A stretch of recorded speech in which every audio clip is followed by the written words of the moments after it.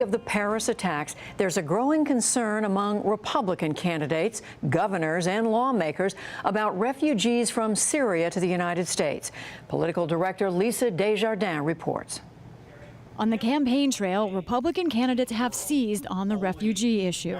Ohio Governor John Kasich, who initially said he might support the resettlement of refugees in his state, is now opposed. He explained his thinking at a national security speech in Washington today. And once we have a rational program and we can determine who it is that's coming, then it's another story. But for at this point in time, in light of what we're seeing in the world, it's reasonable to stop. Last night at a rally in Tennessee, it was Donald Trump. What I like is build a safe zone in Syria. Build a big, beautiful safe zone. And you have whatever it is so people can live and they'll be happier. The U.S. has let in around 2,500 refugees from Syria in the past 4 years. In September, President Obama unveiled a plan to welcome 10,000 more by next fall. Go, go, go. That's just a fraction of the migrants fleeing the region, and officials say they face the toughest vetting of any immigrants to the U.S. Typically, that can mean 2 years of processing or more.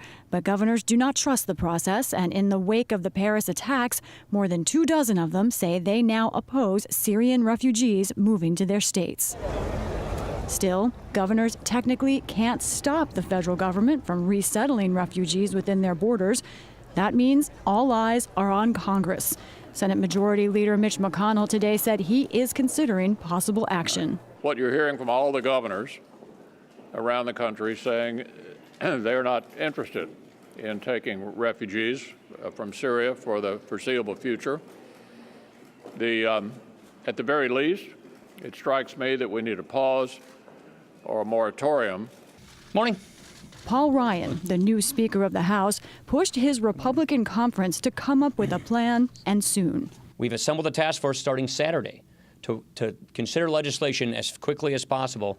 As Republicans mustered to block refugees, Attorney General Loretta Lynch defended the current system today before a House panel. There are challenges to that process because of the situation in Syria.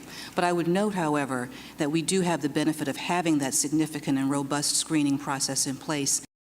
In a blog post late today, the White House said it continues to look for ways to improve the vetting of Syrian refugees. For the PBS NewsHour, I'm Lisa Desjardins.